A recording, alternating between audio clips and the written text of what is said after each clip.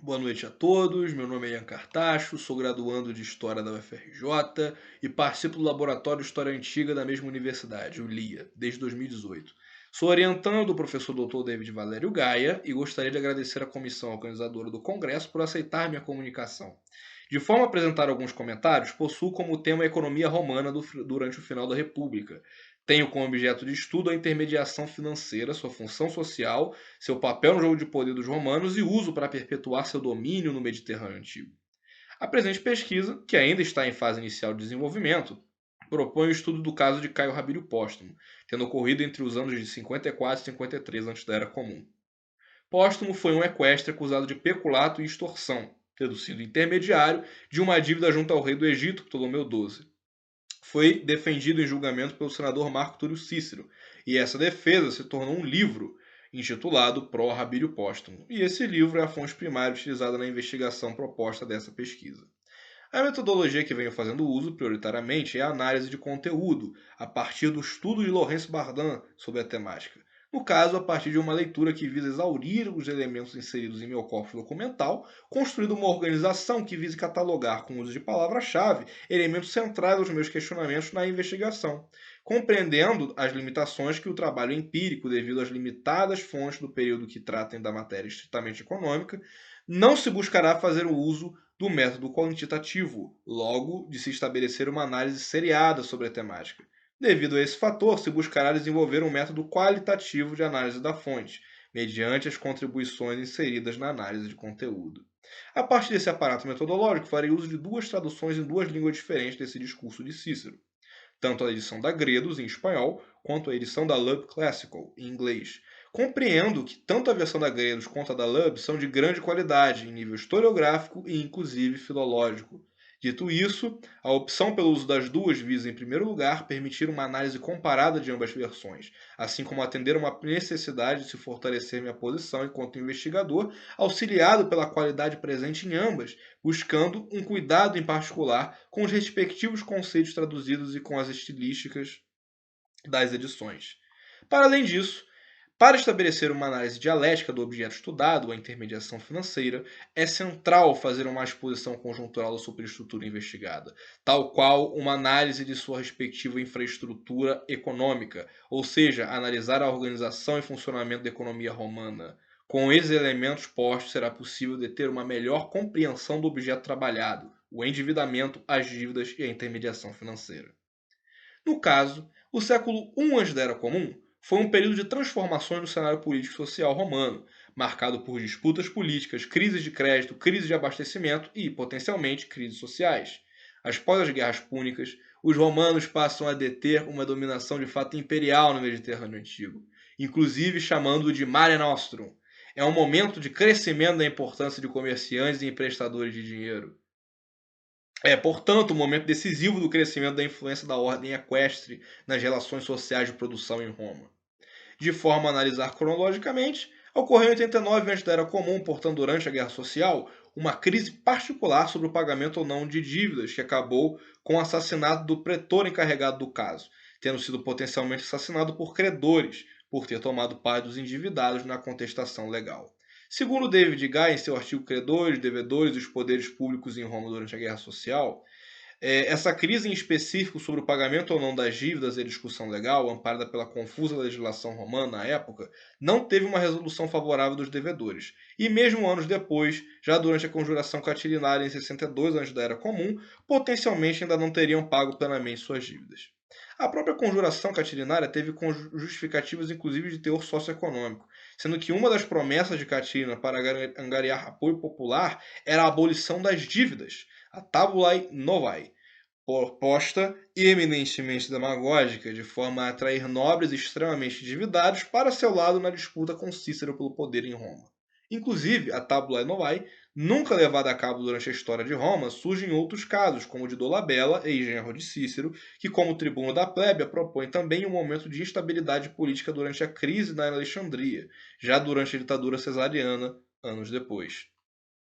Em geral, a abolição das dívidas aparece nas fontes antigas mais como oportunismo político para adquirir algum tipo de favor do que efetivamente um projeto para a abolição de dívidas ou de reformas sociais de fato transformadoras. Para além disso, a economia romana se apresenta com algumas áreas de atuação. Além das dívidas, também o comércio e a produção fundiária são parte integrante dessa lógica de reprodução social. Roma, sendo uma sociedade pré-capitalista, possui uma organização social, uma relação imbricada entre a política e a economia. Não somente isso, não há uma separação plena daquilo que é público e daquilo que é privado.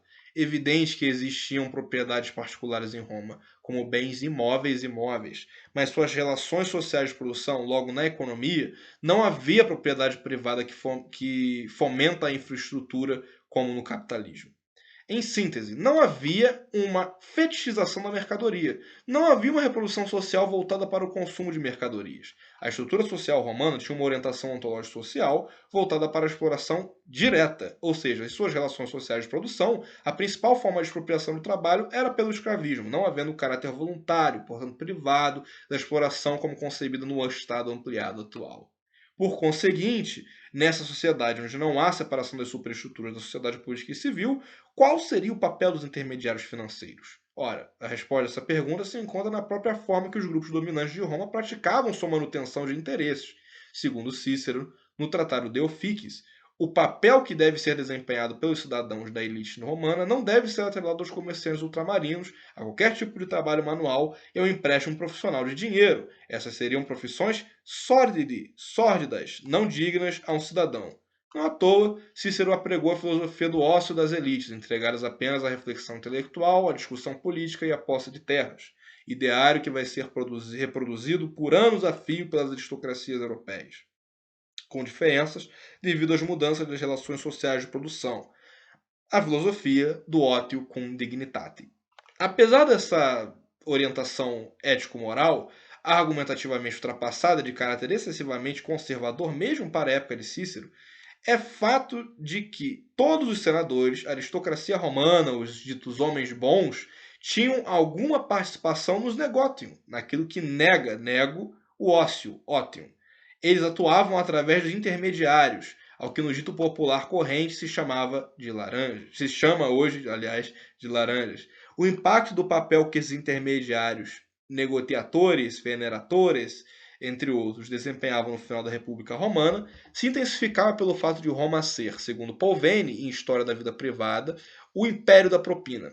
Roma era uma sociedade extremamente corrupta, sendo que o papel mais excessivo dessa corrupção se dava nas províncias, tanto no desvio de dinheiro, sobretudo na cobrança de impostos por eles pagos, como os publicani, homens que não eram agentes públicos, mas desempenhavam um papel de muito poder quando na cobrança de dívidas com juros excessivos nas províncias romanas.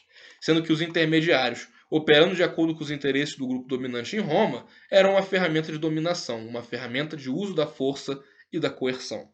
É nesse ambiente que se insere Caio Rabílio Póstumo, o intermediário financeiro. Para desenvolver sobre a história de Póstumo, é previamente importante situar a relação que esse homem poderia ter com Cícero.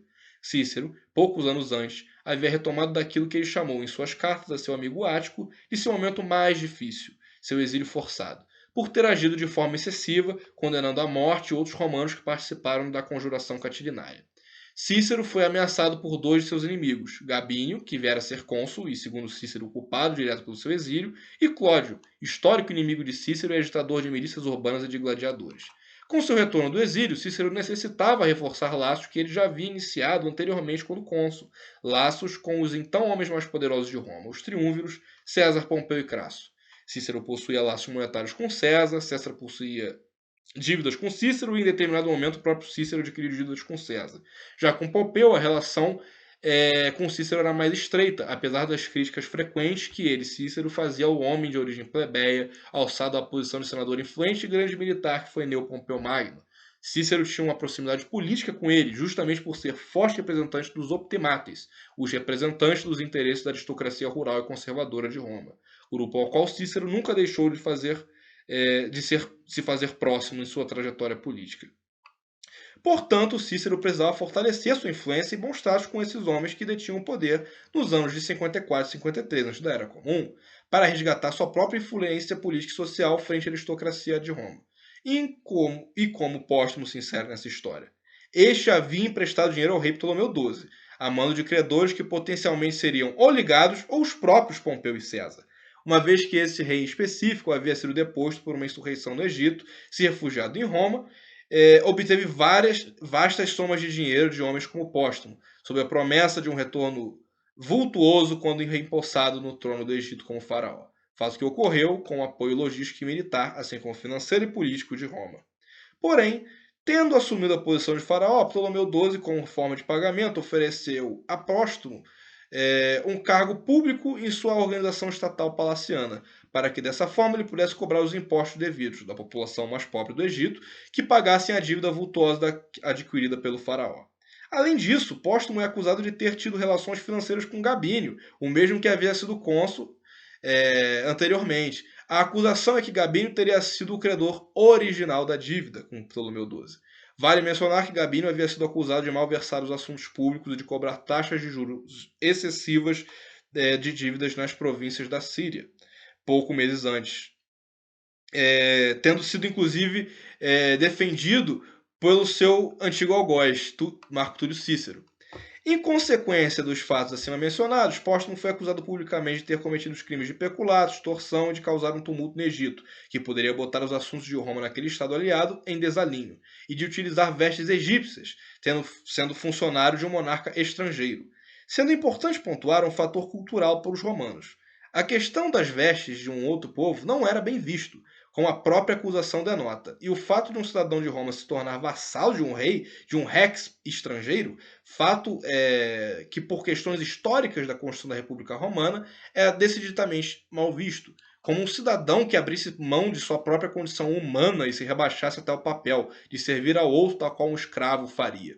Cícero, em sua defesa, apontou que os intermediários, homens como Póstumo, são obrigados por questões históricas, sociais e ético-políticas a portar desta forma, quando interagem com países estrangeiros. Ele faz um discurso centrado na necessidade apresentada por questões objetivas das relações com monarcas. E em um balanço histórico apresenta outros importantes homens da história de Roma que tiveram de sujeitar a tratamentos semelhantes para que conseguissem obter aquilo que buscavam, ou seja, o retorno financeiro, o pagamento das dívidas. Esse caso, entre diversos fatores, apresenta como era então a relação de dominação política da influência de Roma com o Egito. Roma, evidentemente, sai triunfante daquela relação. Reinstala um monarca deposto por seu povo e empresta vastas somas de dinheiro a ele, o que vai tornar o Egito análogo a um estado cliente em anos posteriores.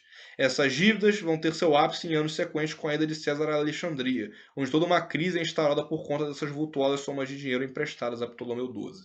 O que levanta a discussão sobre o porquê de o Egito ser tão geopoliticamente estratégico para os romanos. Ora, o Egito, depois da Sicília, era o maior exportador de grãos para Roma.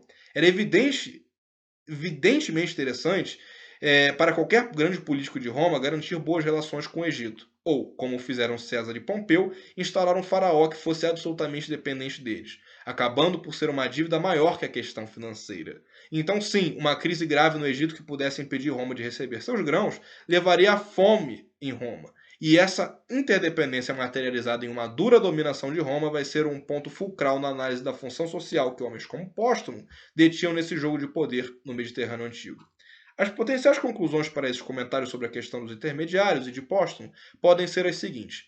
Esses intermediários cumpriam uma função direta de uso da força em prol dos interesses dos grupos dominantes de Roma, tanto nas províncias quanto em países estrangeiros. Eles eram violentos, estupravam, coagiam, agrediam e poderiam até ir ao limite de assassinar quem lhes fosse contrário. De forma que a presente reflexão é importante. Seria a dívida entendida como sinônimo de dinheiro, não apenas como mero facilitador de transações financeiras, mas analisada dialeticamente, uma ativa ferramenta de coerção das relações sociais produtivas dos romanos? Seria ela uma instituição repressiva, quiçá um aparelho de repressão dos romanos, sendo a intermediação sua expressão objetiva de uso da violência? Apesar de não ter existido um sistema financeiro organizado em Roma, relações financeiras realmente e certamente existiam, sendo que os romanos tinham uma organização ontológica social típica de sociedades estratificadas socialmente, de governantes e governados, dirigentes e dirigidos, e dominantes e dominados, inclusive com grupos dominantes de outros povos. Dito isso, não iria longe de propor que a dívida era uma instituição formal, mas certamente seu uso era diretamente associado a uma prática de perpetuação da dominação dos interesses de grupos dirigentes de Roma, os equestres e, sobretudo, os senadores. Por fim, gostaria de agradecer a meu orientador, professor Gaia, pelos ensinamentos e apoio constante nessa pesquisa que vem se desenvolvendo, assim como aos colegas e companheiros do LIA UFRJ, e, evidentemente, a todos vocês pela paciência e atenção, e, finalmente, desejo a todos um bom congresso e uma boa apresentação aos companheiros que seguirão. Muito obrigado.